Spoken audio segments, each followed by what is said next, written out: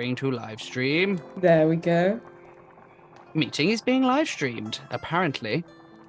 I can't see it on YouTube yet, though. Yes, I can. Hello, we are live. Hello. Hello.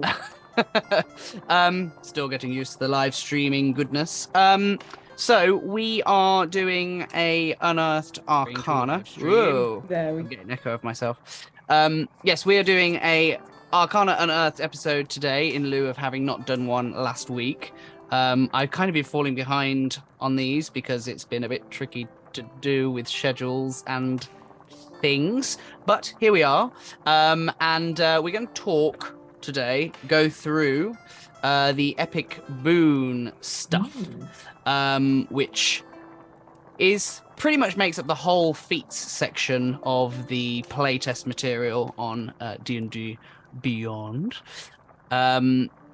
If you don't know where to find the playtest material, if you go to dndbeyond.com, and in the top left-hand corner of the menu where it says sources, there's a drop-down menu, and then there's the playtest area, and then you can download it from there, but we will put a link in the description once we're done being all live and things. So it's not just me today. We have Annina with us to give the player-facing opinion, which is... Yes. Fun times. But we were just saying... Such a nice way to say... Oh, no, go on. Such a nice way to say, I was not DM'd yet. Despite peer pressure. Well, you'll get there eventually. Everybody does eventually. Yeah. Well, actually, I think that's completely not true, but... Everybody should eventually, I think. I will. I will eventually. Good. 1 second, I need another battery for these bad boys. That's all right. I can continue talking in the meantime. So essentially, me and Annina were saying before we began that neither of us, because this is Epic Boons mostly. There is like one non-Epic Boon feat in this playtest material, which for the record is playtest material number 5 for the formerly known as 1D&D, now the 5th edition update for 2024, which is far less succinct, but there we are. So both me and Annina were saying that actually, despite the fact that I am a forever DM and have been DMing since the beginning of 5th edition, and also I think, Annina, you've probably been playing for just as long? Yeah, yes. This was in our interview. We yes, that's our right. Ages. We showed our actual ages and how long we've been playing. I mean, I my D&Ding precedes 5th edition by quite a while. Mine too. Mine too. We won't tell anyone. I was born when 5th edition came out. There we go. But despite that, neither of us have actually played at high level. Sort of level 20 area D&D. For me, it's partly because I have somewhat of a little bit of an OCD about things. It's a bit weird. Oh, interesting. I need to know more. This is my weird OCD quirk, right? So, and it's starting to get really unmanageable, so I'm trying to break myself of it, but it's proving quite difficult. Gonna... Okay. So this is an unusual one. This is an unusual OCD. So, I cannot, and this is vaguely linked, I cannot watch a series of films out of sequence. As in, I must watch a series of films in chronological order, not in terms of release, but in terms of chronology in the timeline, right? Got you. Okay. Which was fine like 20 years ago when the most number of films you had in a series aside from James Bond was like 3. But now we're moving into the world of universes and multiverses and franchises galore. Like Star Wars is my film franchise of choice. It's like my mastermind subject. Okay.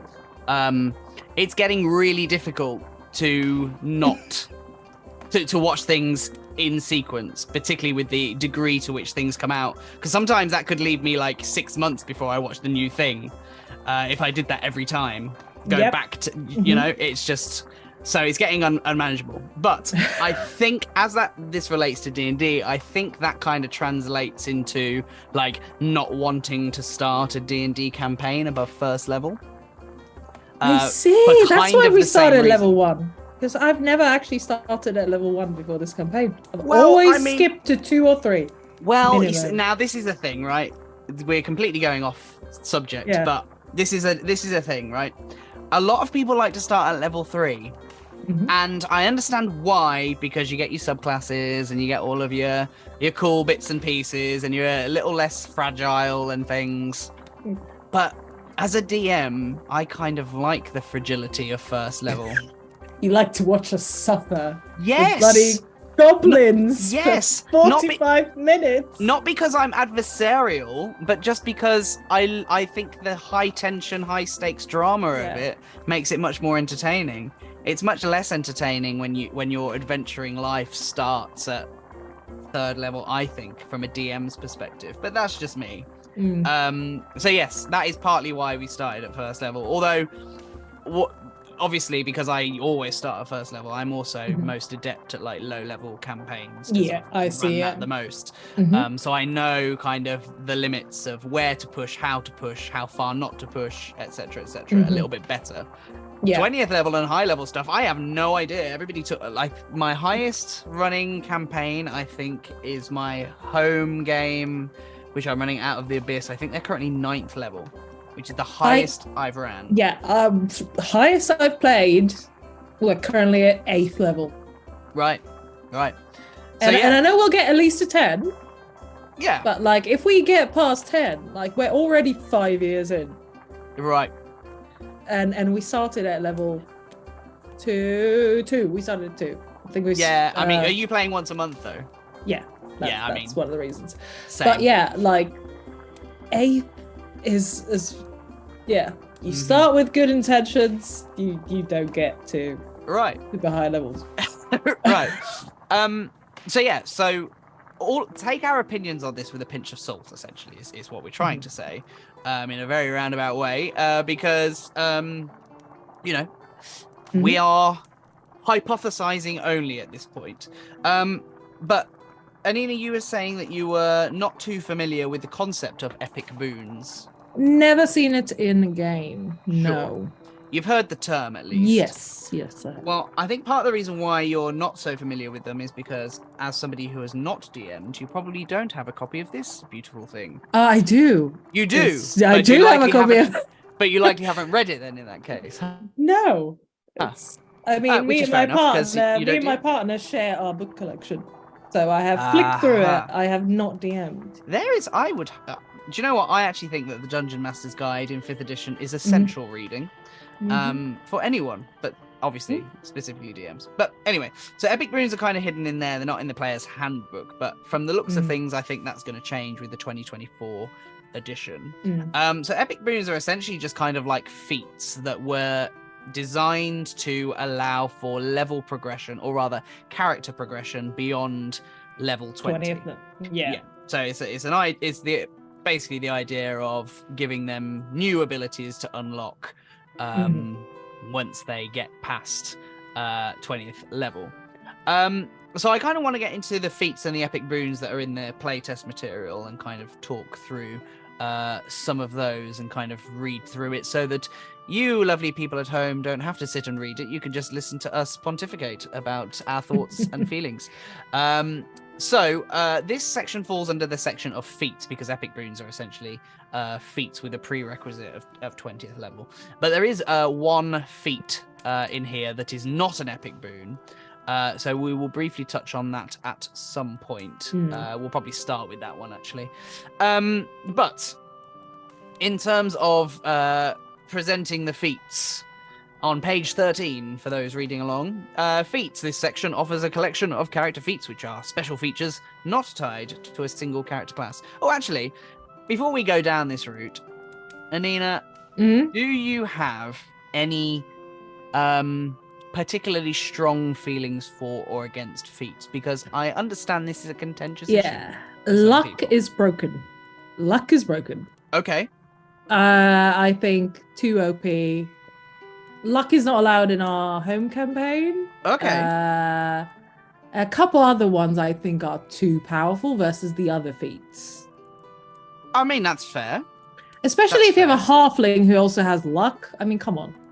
But what do you think about feats in general as a option? Because they are an optional feature in 5th edition currently, but they will be moving to like the default option. I'm not against. There's a lot of things in 5th edition which I think are unbalanced, and that's just kind of like any game that's been, let's just add this bit into it throughout years. That's going to happen.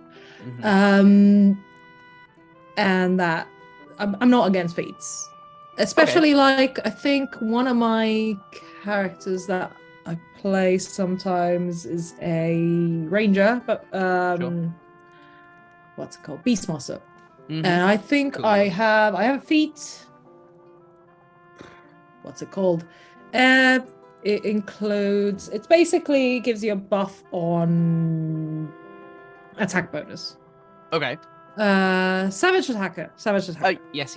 Okay, yes. I think that's fine. I don't think it doesn't give an unfair advantage. I think it's it just depends how it's written. I think luck in our game is just like no one's getting luck. Don't ask. Out. And I agree. I mean, I used to be kind of on the not a huge fan of feats kind of side of the fence. Only because I started with 3rd edition, and the idea of unlocking many abilities as you progressed was something that was introduced in 4th edition, and then it kind of carried over to 5th edition. Back in 3rd edition days, it was kind of a little bit more akin to the more old school D&D, where you unlocked a few things and you had a few tricks up your sleeve, but there wasn't much that you were unlocking outside of stat boosts and things, and certainly not as frequently. So the idea was that the more magical items and things that you gathered, the more powerful you became through that. And I kind of like that as a thing. But I've got to say, this rules update has kind of shifted my opinion. Because they're really, really leaning into character customization with this version, even more so than they have in the current version of 5th edition. And they're getting very inventive with some of the feats. And the fact that you have like feat trees now. I don't know how much you've been keeping up with the Unearthed Arcana. Passively. Cool. I'm too busy playing. I mean, that's fair enough. But yeah, passively. Again, I'm a player. Like, if you're at a table, To be fair, I have this bad habit of I won't like read up on it unless it's in front of me. Like, it'll be like, oh, we're playing this game. Cool. Now I'll find out. To be perfectly honest, I'll find out in advance. I used to be the same until we started doing Bardic Quest. And then that changed. There you go, yeah. And then I had to start nerding out. And I really have. So, but yeah, so the feat side of things, they're now kind of introducing feat progression. So you have different level feats. So that reminds me of like Skyrim when you unlock the little bubbles along the way. The skills tree. Yeah, the skill tree, Yeah. So they're kind of doing that, and that's kind of made me go, okay, I kind of like what you're doing here. How soon do you get a feat? Is it something you choose straight away? I think they come in at the same point. Some backgrounds will give you feats as part of the background. Okay. So I think you do start with a first level feat actually with every background. I can't quite remember. It's been a while since they released that first playtest, but yes. Anyway, let's get back to the matter at hand. So for those that aren't familiar with feats, there are different parts to a feat. There's the prerequisite, which is what you need in order to have to gain this feat. Some of them will be special features that you have to have. Some of them might be specific classes, class groups, which is a new thing they're introducing, which is the warrior, expert, priest, or mage groups, which is basically just a way of classifying the different classes. So like the barbarian and the fighter will be the warrior, the sorcerer, the wizard, the warlock will be mages, experts are like ranger, rogue, bard, what use is grouping different classes together? Just for feats? You'll see when we go through the feats. Okay. I see. It allows them to just blanket kind of say these classes only. Got you. Rather than having to list all of the separate classes out. It's a nice shorthand really for referring to specific classes. Got you. So it might be the prerequisites might be class group, it might be specific classes, it might be level, or it might be that sometimes you actually have to have other feats before you can unlock it, for example. Then there's obviously the benefits, and then also it's assumed that only a feat can only be taken once unless there is a note to state otherwise. There's a little bit of a note here about Epic Boons specifically, which is bonus feats at 20th level. Mm-hmm. So a DM can use bonus feats as a form of advancement after characters reach 20th level to provide greater power to the characters who have no more levels to gain. With this approach, each character gains 1 feat of their choice for every 30,000 XP the character earns above 355,000 XP. Epic Boon feats are especially appropriate for these bonus feats, but a player can choose any feat for which their 20th level character qualifies. So again, just reiterating what we already know about Epic Boons, but just explicitly stating it here because they're kind of Epic Boons are kind of like a more optional thing, whereas this is now kind of shifting it more into default thinking, perhaps. Hopefully. Not that many people even play at 20th level, as we have discussed. So, feat descriptions. So there's going to be a list of feats now that we're going to go through. Mm-hmm. But I want to kind of skip to the back of the queue. Because the last one on here is on this particular playtest packet, is the only one that is not an Epic Boon, which is the Weapon Master feat. Weapon Master. I don't know if you caught our Weapon Mastery. It's the first Arcana Unearthed episode we did. I did watch it, indeed. So that is related to the Weapon Mastery system that they've introduced. So prerequisite is 4th level, and you gain the following benefits. First of all, you get a nice ability score increase, increasing either your strength or dexterity score by 1 to a maximum of 20. And in exchange for, rather than increasing it by 2, in exchange for that, you also get the mastery property benefit, which is that your training with weapons allows you to use the mastery property of one kind of simple or martial weapon of your choice, provided you are proficient with it. Whenever you finish a long rest, you can change the kind of weapon you chose to another eligible kind. Now that is very cool. I did not know that about the long rest thing. So you can swap, so every morning, you can swap your mastery weapon. Yeah, and I think that because this Weapon Master feat is so that those that are not necessarily in the warrior class group, i.e. fighter, barbarian, etc., so that they can unlock that as well and take that feat. But I'm pretty sure I've just had a skim through to the barbarian. That long rest feature seems to be the default across those classes as well.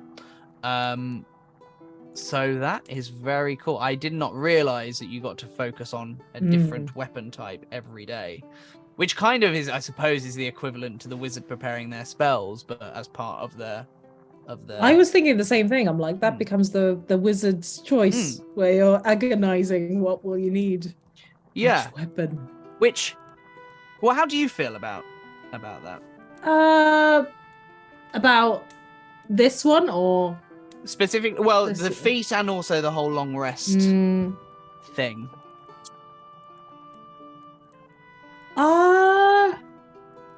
Not against it.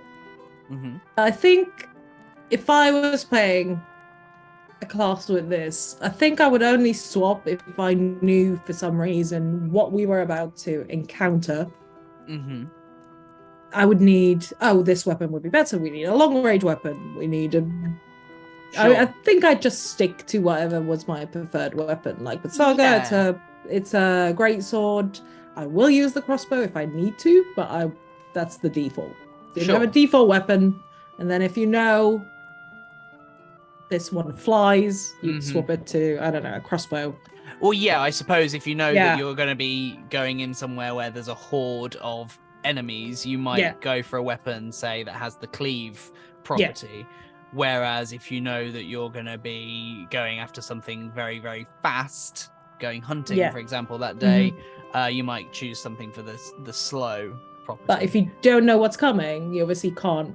Sure. Prepare it. You just have to go, nah. I kind of like it for a different reason. I actually like the fact that they have given the warrior groups classes something to do at the end of a long rest. Because there are many times in a game where the long rest happens, dawn arrives, and I'm like, right, spellcasters, what do you want to do? You want to give more homework. And then they're like, right, hang on a second, let me have a flick through my player's handbook.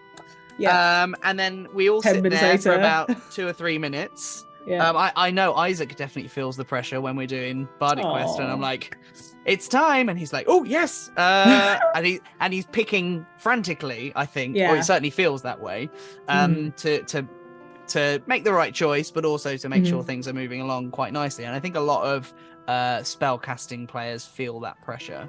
So it's nice that the warrior classes now also have something to do to at least occupy their mind whilst the spellcasters are going through their spells. The sword or the crossbow. The sword or the crossbow. The sword or the crossbow. But it gives them something at least. And also, I think from a dungeon master's perspective, you can also go, right, let's deal with the warriors first. Oh, by the way, spellcasters, you should probably get thinking now whilst we're dealing with the warriors. And then, so I kind of like that element of not necessarily mechanical balance, but that kind of play style balance. Homework balance. It's like, right? The homework balance. Yeah. Yeah, 100%. So that's the Weapon Master feat, which, as I say, from this playtest packet is actually the only non-epic boon feat that has been included. Yeah. 4th level. Ooh, that'd be nice. Right. Did you, just out of interest, when you were going through, because I mean, what does Saga use? Saga great is sword. a great sword, isn't she? Yeah. So she. Great sword. She has a staff comes with her background, but it's not. Okay. It's in the inventory. Well, by default, if she was stuck with that, she would have the graze property. If your attack roll with this weapon misses a creature, you can deal damage to that creature equal to the ability modifier you use to make the attack roll. Ooh, I like damage that. is the same type dealt with the weapon, and damage can't be increased in any way other than increasing the ability modifier. So basically, it's like an auto hit to some degree, that's pretty cool. I thought it'd just be fun just to see what she'd have. Be. And she has a great axe as well. Battle axe. She has a battle axe as well. Again, I don't use it often because I'm attached to my great sword. Battle axe is topple. If you hit a creature with this weapon, you can force the creature to make a Constitution saving throw. Oh, I like that. With a DC equal to 8 plus your proficiency bonus plus the ability modifier you use. On a failed save, the creature has the prone condition. That really suits an axe. That's actually really makes sense for an axe. Because there's been a lot of times you get horrifically hit. Why are you still standing? I've often thought that. I'm like, 100%. How is it still standing? 100%. Yeah. All right. On one hit point, still sort of wobbling about. Yeah. All right. Let's have a look at some of these epic boons then, because some of these are fun. Now, some of these epic boons are brand new. Some of them are updates / improvements. So there's a little design note here about the epic boon feats. We've received requests for epic boon feats to be more epic. We agree that they could use more pizzazz. With that in mind, we offer revised ones here and will offer more in future. So let's start with the first one on the list, which is the epic boon of dimension travel. which sounds epic. It sounds great. And it is actually in the current Dungeon Master's Guide. So I'll read the current Dungeon Master's Guide version first, because you can't see it, Annina. It's a lot shorter. Boon of Dimensional Travel. As an action, you can cast the Misty Step spell without using a spell slot or any components. Once you do so, you can't use this boon again until you finish a short rest. That's it. By comparison, the Epic Boon of Dimensional Travel, prerequisite 20th level expert or mage group, you gain the following benefits. You get an ability score increase, increasing your dexterity, intelligence, wisdom, or charisma by 1 to a maximum of 30. 30. And then you also get the Blink Steps benefit, which is similar to the Misty Step, but actually a bit better. Because a lot better. Immediately after you take an attack action or magic action, right, you can teleport up to 30 feet. So it's basically a bonus action. Yeah. Except it's actually not a bonus action because it's part of your action. Yeah. So you still have your bonus action. So it's basically free action. Yeah. You get to teleport 30 feet, which is better than the action to cast Misty Step. Yeah. That's epic. For a player, that's fantastic. That's like Nightcrawler. Yeah, that reminds me of that scene in one of the Marvel films. Is it? Oh God, I'm gonna get so much hate because I can't remember exactly which film. But I think it's Endgame where he's just blinking in and out of existence. Oh, I can't remember either, you know. Good, I feel. And I have seen them, well, except for Phase 5. I've not really cared too much for Phase 5. Controversial.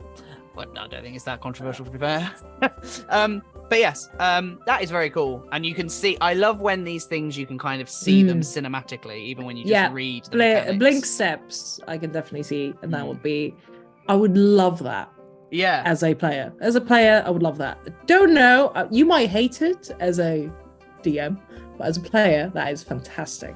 I think it's cinematic enough that I would absolutely love it. Not too sure how I feel about being able to get to 30 on an ability score. Well, don't forget though, the idea is that you're progressing already, beyond 20th level, so they have to kind of up the ante. Which again, I don't know if any of the Epic Boons currently actually have that stated anywhere. No, they don't, because I don't think any of them give an ability score modifier just from a skim read anyway. So that's new, which is pretty cool. So what would a 30 give you in terms of modifier? That's going to be like 20. Is that plus 8? It's 20 plus 8? I think 20 is plus 8. 20 plus 8. So then presumably plus 16. That's ridiculous. Exactly, that is ridiculous. I kind of love it though. All right. So, Epic Boon of Energy Resistance. Now, this one I think is a new one, at least new compared to the Dungeon Master's Guide. I think it's been included in a playtest packet before. So again, same prerequisites, 20th level, expert or mage group. You gain the following benefits. Increase your ability score, increase your constitution, intelligence, wisdom, or charisma score by 1 to a maximum of 30. You gain energy resistances to 2 of the following damage types of your choice: acid, cold, fire, lightning, necrotic, poison, psychic, radiant, or thunder. And whenever you finish a long rest, you can meditate and change those choices. Pretty cool. Energy redirection. When you take damage of a type to which you have resistance, you can use your reaction to direct damage of the same type toward another creature you can see within 60 feet of yourself that isn't behind total cover. If you do so, that creature must succeed on a dexterity saving throw. DC equals 8 plus your proficiency bonus, plus the ability modifier of the score increased by this feat. Or take damage equal to 2d12 plus your constitution modifier. that creature must succeed. Oh, if they fail on the. That's slightly oddly worded, but it took me 2 reads. But on a failed save, they take damage is kind of how I would write it, but that's fine. That's fine. Editorial notes for. Well, the fact that I had to go, for a brief moment suggests it's not as clear as it could be. But essentially, yes, failed save is 2d12 plus your Constitution modifier. So that is pretty epic as well. You can kind of... That is... For fights with loads of enemies, that is really good. Unless they all deal the same damage and all have the same resistances. That's really good. Yeah. I mean, against like elementals and stuff, that's probably not going to be that helpful to you because they're probably going to all be resistant to fire or possibly even immune to fire. But against, say, something like perhaps a dragon and their little minions, like if they've got loads of kobolds running around, for example, that could be pretty cool. And I can kind of see that cinematically. Yeah. So cinematic value very high. Very high. I'm kind of picturing Star Wars reference. I'm kind of picturing Yoda taking their Force lightning, bottling it up and flinging it back out again, which is very cool. Yeah, I like that. I don't know if 2d12 is a bit on the stingy side for 20th level. Good point. Versus plus. I mean, this could be much higher than 20th level potentially. 2d12. Yes. Plus your Constitution modifier. I mean, sure, you might be in the region of like, I don't know. I mean, you could be +8 Constitution. But even then, you're. Let me do some calculations here. Even then, if you're on a +8. So let's assume you take this at 20th level. So you're +8. Your lowest is going to be 10 damage. And your highest is going to be 32 damage. But it is a reaction when you're damaged yourself. So you can go, if we're thinking cinematically, you're in pain. If you're not quite at your best. So maybe that's what they were going for. Maybe. You hate it. You're I just think 32 with 32 isn't that high for 20. And that's your level. maximum. Yes. Unless you're above level 20. Yeah. I think that's a bit stingy. Like, we all know that a rogue can do a fuck ton more damage than that at 5th level. Yep. So that just seems a bit stingy to me, but hey ho. But then that being said, as a DM, I don't mind things being a bit nerfed. So that my boss fights actually survive more than 2 rounds. Hey, your boss fights have lasted longer than 2 rounds, I think, every time. My minion fights have lasted longer than 2 rounds. Yes, they have. Episode 5? Is it episode 5 or 6? I think it's 6, maybe. 6 or 7, yeah. Yeah. I actually, on one of our pay-to-play games that we ran last week, they were fighting 6 zombies. Ooh. And zombies like to get back up when you knock them down. Yep. And the dice were on the side of the zombies.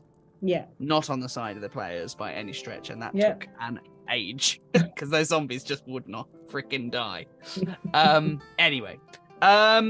So let's look at the epic boon of irresistible offense or offense, depending on how you want to pronounce it.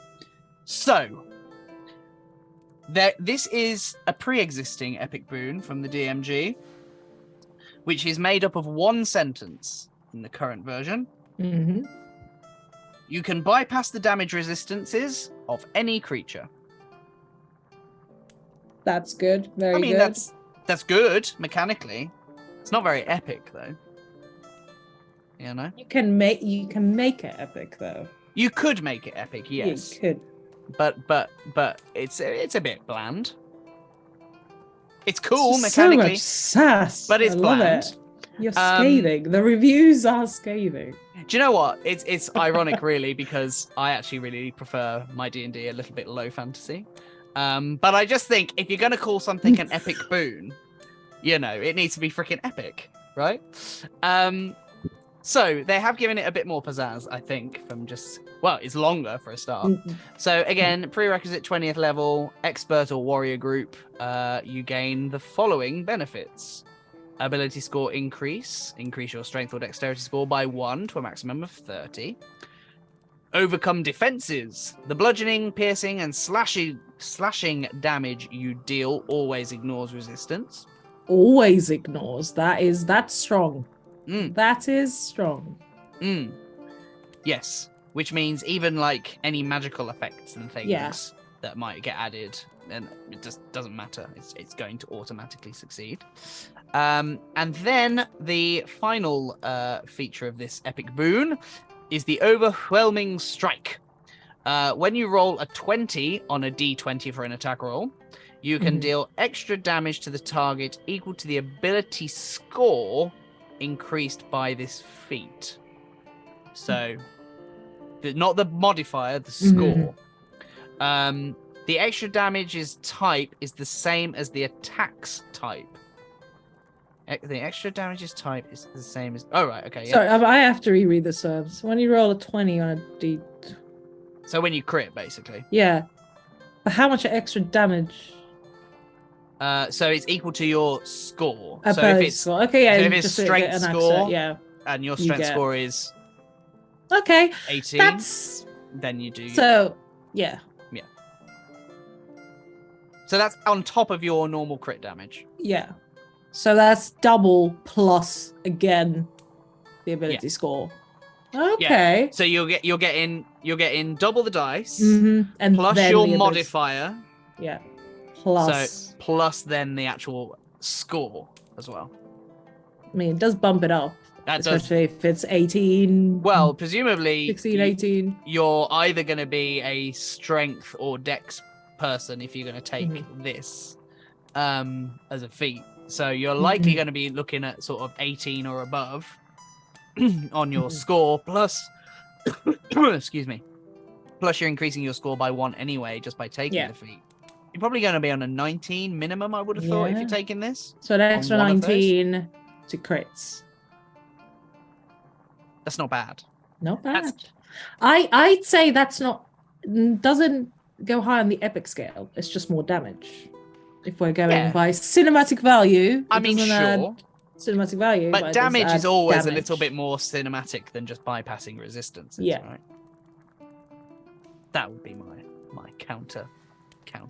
I mean, I would not say no if, say, Saga got irresistible offense. Definitely not. No. I wouldn't say no.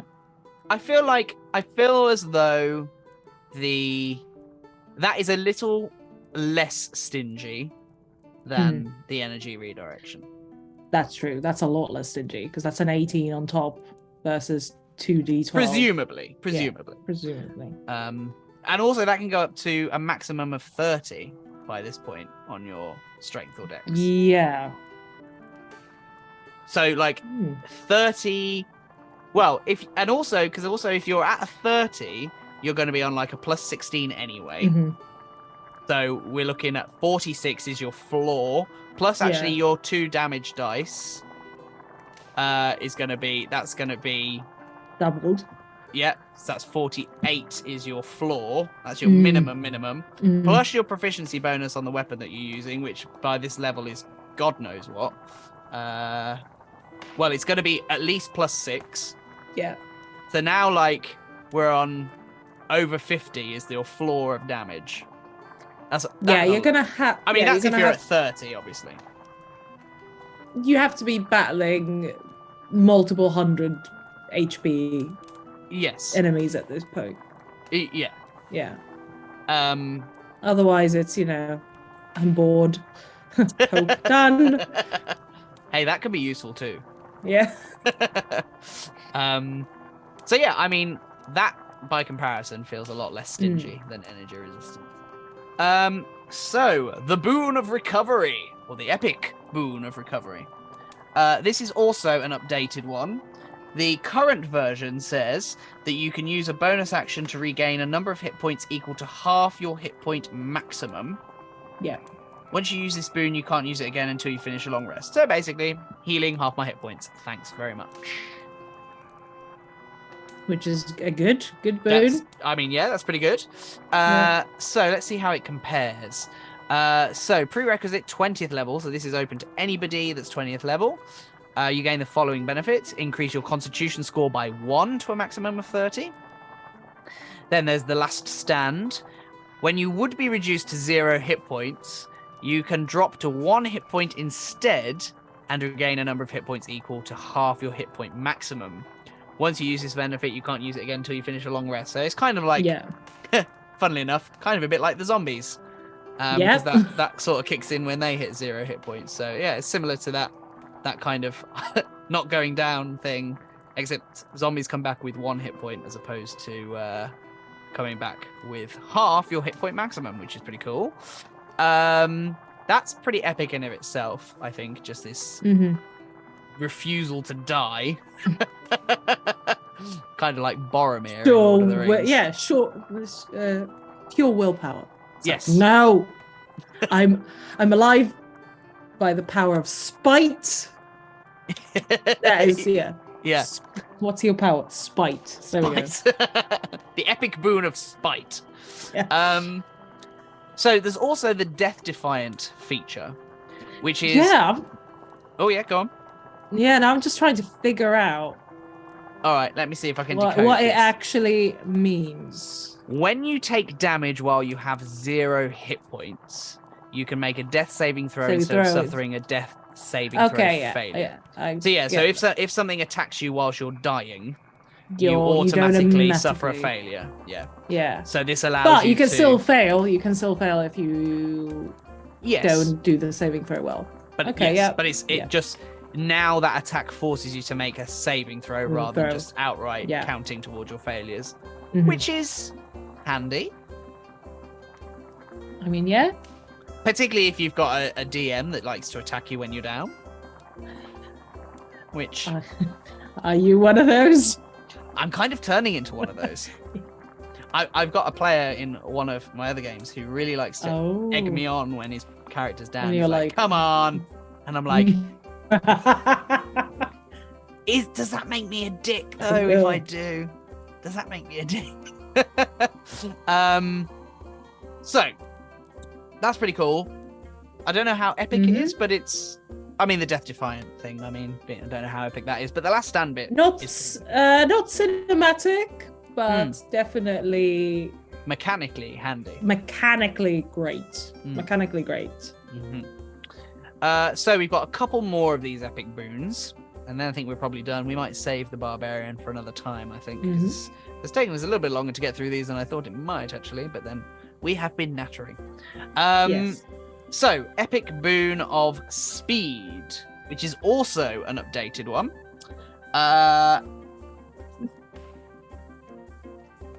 To be fair, actually, one defense I will give the current epic boons. They're not actually called the epic boon of something, they're just called the boon of something. So maybe they were intended to be less epic at the time. I don't know.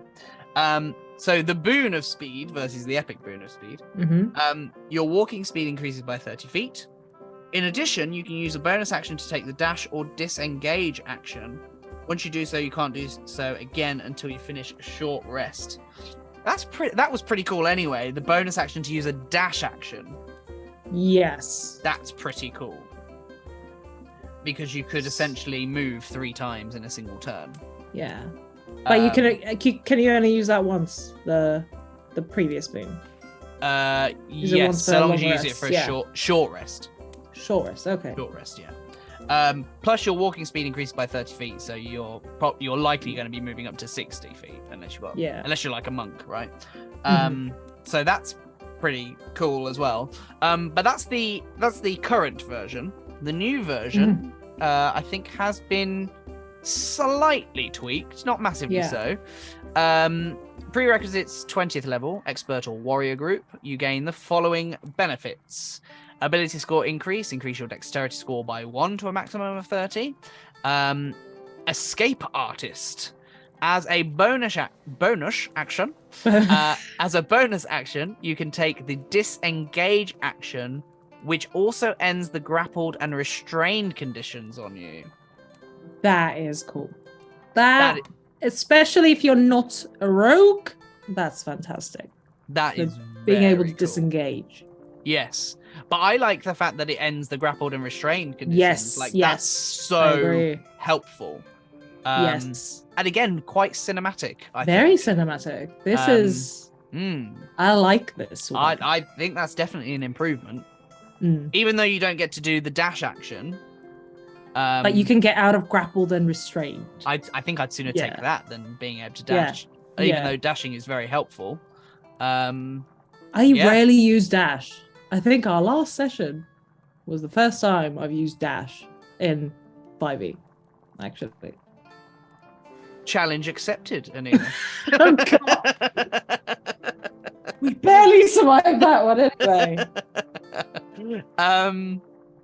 But there's also the quickness aspect, which increases your speed by 30 feet, which is the same as before.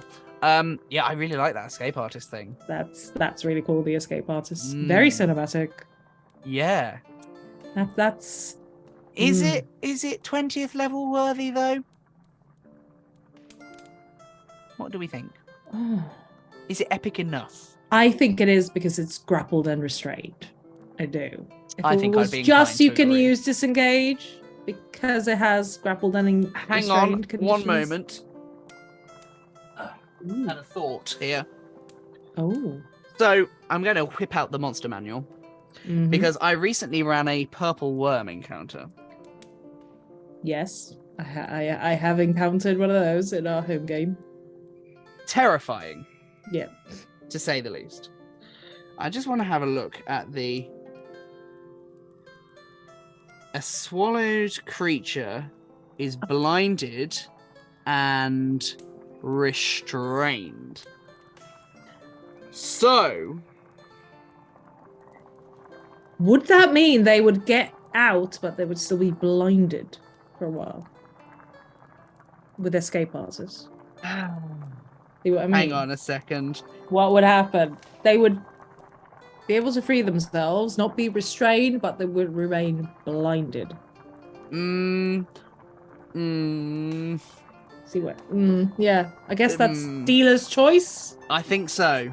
The purple worm will probably get an update to account for things like this. But as it currently stands, that would be up to the DM, I think. Because that is quite the edge case. But I mean, your eyes are covered in slime. Sure. But I mean, to be able to potentially get out of the stomach of a purple worm as a bonus action. Yeah. Is pretty impressive. So yes, I think epic enough for my tastes. So finally, let's have a look at the epic boon of the Night Spirit, which is also an updated one. Currently, the not so epic boon of Night Spirit says, while completely in an area of dim light or darkness, you can become invisible as an action. You remain invisible until you take an action or a reaction. Now that's fairly cool. Except for the fact that this is meant to be like an epic boon. Yeah. Right? Until you look at the Gloomstalker Ranger, which is not in that book, it's in the other one. Hang on. If you look at the Gloomstalker Ranger, which I have a campaign which is running that at the moment, it basically has that ability from like 3rd level. Then yeah, that's not epic then. It doesn't feel epic. I mean, to be fair, the Gloomstalker Ranger did come out later. Yeah. Hang on. Is it Dread Ambusher? No. Where is it? Where is it? I'm pretty sure there is something like that.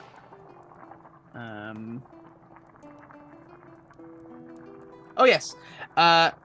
You are adept at evading. This is 3rd level. You are also adept at evading creatures that rely on dark vision. While in darkness, you are invisible. Oh, okay. It's not quite the same. To any creature that relies on dark vision to see you in that darkness. So you're just invisible to dark vision. Oh. Which is not quite the same. Okay. All right. I might let them off a little bit there. So let's look at the new version. Prerequisites: 20th level, expert or mage group. You gain the following benefits: ability score increase your dex, intelligence, wisdom, or charisma score by 1 to a maximum of 30. Then you get to merge with shadows. While entirely within dim light or darkness, you can give yourself the invisible condition as a magic action. The condition ends on you. The condition ends on you immediately after you take an action, a bonus action, or a reaction. That was very similar to what you read out in the previous. Yes, except they've actually nerfed it because it ends if you take a bonus action, which in the older version is not the case. It was only an action or a reaction. Yeah. Which I think was probably an error on their part at the time. Yeah. Because I think a bonus action is considered more important than a reaction. And also they've just essentially reworded it. Because invisibility the magic action is kind of a new term. Just to specify this is casting a spell, which is a type of action as opposed to a subset of actions, you know. So I think they've just clarified that, and obviously then put in that little cheeky nerf. But this is the cool bit, I think, which is shadowy form. While entirely within dim light or darkness, you have resistance to all damage except force, psychic, and radiant damage. Or psychic or radiant. That is basically the idea is that you turn into a shadow of some kind. And I mean, in terms of cinematic, kind of. That is pretty epic on the cinematic front. It feels very Gloomstalkery. I mean, I don't think you'd want to take this if you were a Gloomstalker. Well, maybe you would. It's a slight improvement on what you've got. It would be a waste of an Epic Boon for a Gloomstalker. Yeah, I think so. But like a Shadow Sorcerer or something like that. Yeah, a magic caster that's not a rogue. This would be very handy. I think even as a rogue, it'd be very cool, right? Yeah. But then I suppose you've probably got things to turn you invisible as a rogue by 20th level anyway, I would have thought. Although you wouldn't have that shadowy form, which is very cool. The inner warlock in me is like, ooh, please. Let me play with that. I would like to play with that, please. Cool. So that is essentially our feats, Epic Boons Epic section, Boons. Which, as I say, did take us a little bit longer to get through than I thought it might. But we were talking about and pontificating about feats generally, which is perfectly fine. Any overall thoughts, Annina? I'm trying to figure out which one I would choose. Ooh, that's a good depends game. on class. I think that's the game. I mean, if I'm playing what they call the warrior class, like Saga, irresistible offense, I would choose. But if I wasn't, the dimensional travel one. It's so that's cool. That's the one it's calling to me. The Blink Steps is calling to me. It's very, like, of all of them, I think that is the most epic. Yeah. And the most cinematic. I think that is, flavor-wise, my favorite one, I think. I generally lean towards spellcaster classes, so the mage group for me, which does limit me a little bit on some of these. So I couldn't, if I was playing that, I couldn't choose a boon of speed or the irresistible offense, but I could take dimension travel, energy resistance, and the night spirit. I mean, let's be honest for a moment, shall we? And because in reality, we all know that I'm not going to be taking the epic boon of energy resistance because stingy. I'm thinking like I don't, even if I was a magic caster, no, I'm not. It doesn't call to you. It's not going, look how cool this is. The energy resistance one. It's useful, maybe, but the stinginess on that damage makes it unappealing. Because I just think I could do so many cooler things. Yeah. Than this particular epic boon. Unless you were like a evocation wizard, in which case this might be kind of cool flavorfully. But again, when you can do a dimensional travel, or exactly, I think everyone would choose the Blink Steps one. Well, I mean, dimensional travel. Most people would choose it. I mean, most people, quite frankly, would choose any of the other epic boons over energy resistance. Yeah. Maybe I'm dogging on it a little too much, but it doesn't capture my imagination, and it feels a bit stingy to me. Also, the recovery one, very useful, but I don't think a lot of people would pick it because, again, just like really useful. Yeah. But it doesn't let you do a cool thing. No, it's a little bit more passive than that, isn't it? Yeah, it's a passive, like, I'm now hardier. Certain criteria have to be met really before you feel the benefits of it. So Epic Boon of Recovery is out. That's not for me either. So it's between Night Spirit and Dimensional Travel. Oh, that is a tough choice. Now, Dimensional Travel gets my vote.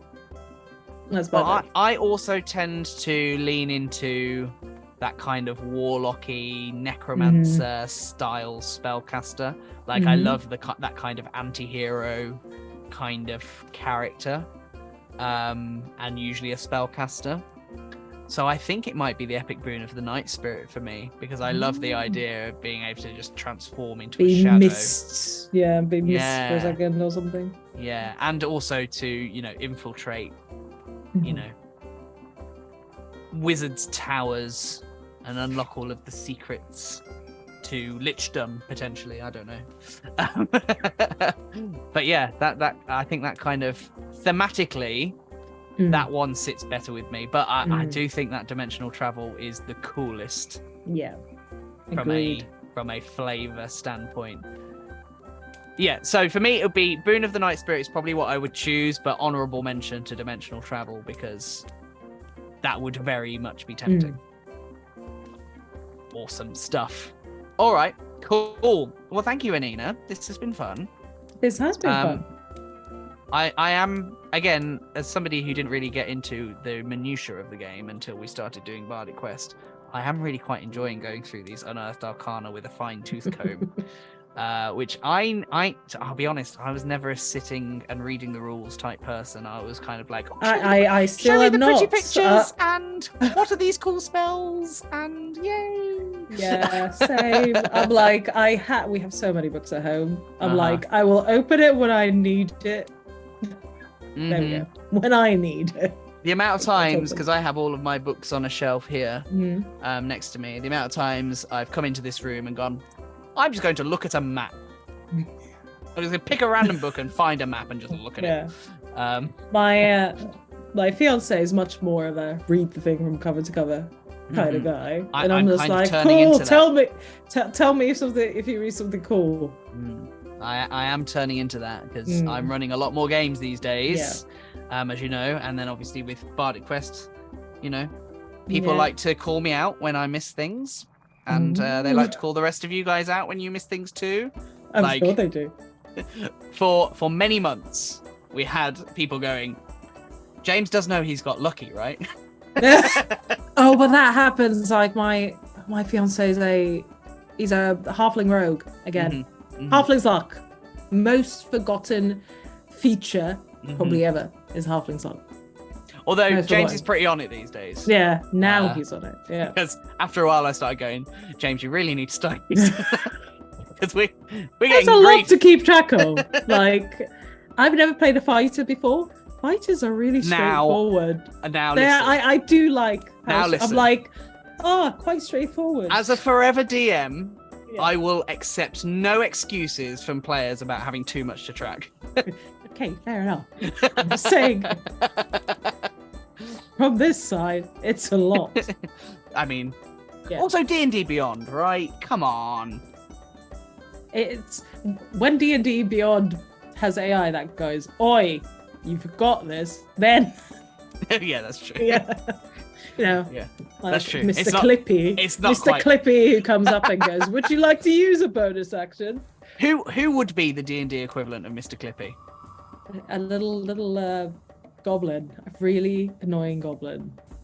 It would be a pseudo dragon, I reckon, like a little familiar cute. pseudo dragon. That's really cute. Yeah. Oh, you made it cute. I know. I was thinking annoying. A pseudo dragon in the shape of the ampersand.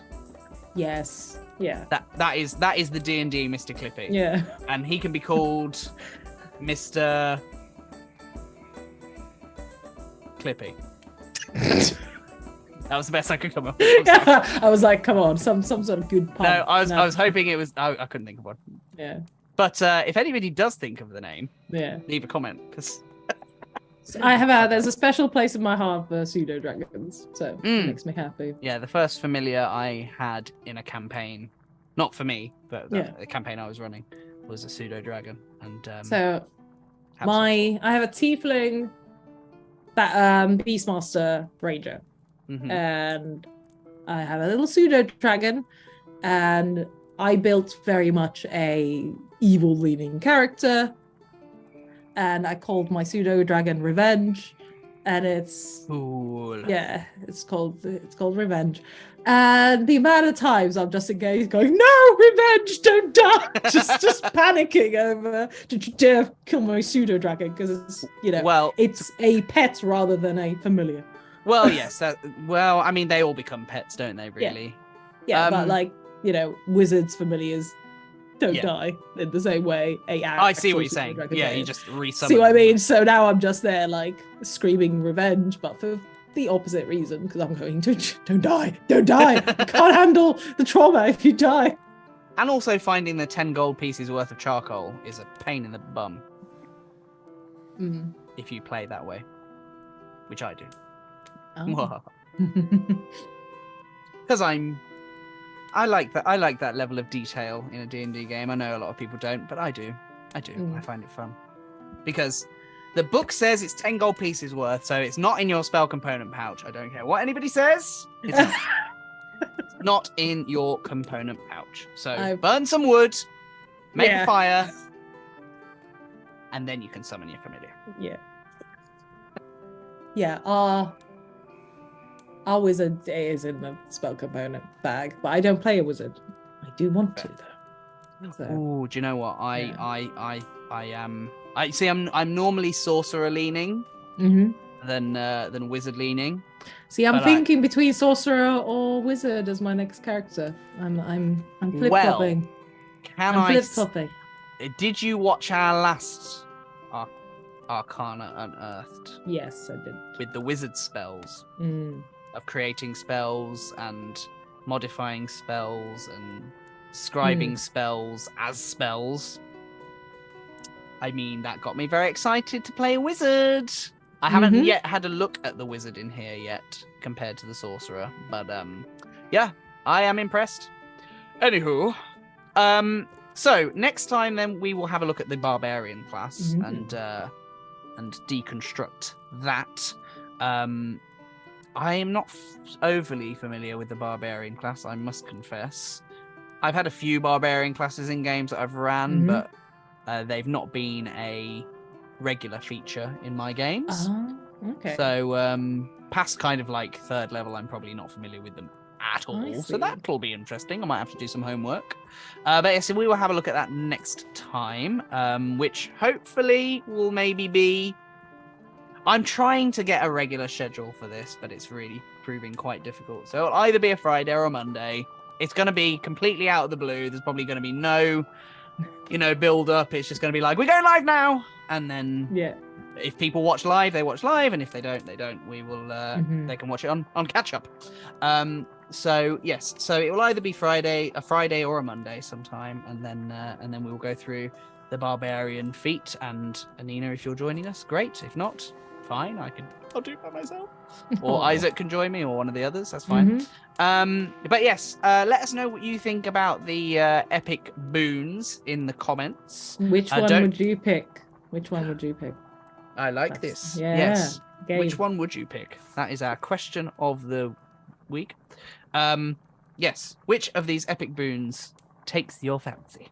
And also don't forget, obviously, to like and subscribe and spread the word too, so that we can build the audience, build the show, and obviously get people tuning into the main show, which is our actual play Bardic Quest, which releases every Thursday afternoon for your viewing pleasure. And yes, we will catch you on the next episode of Arcana Unearthed. Toodles.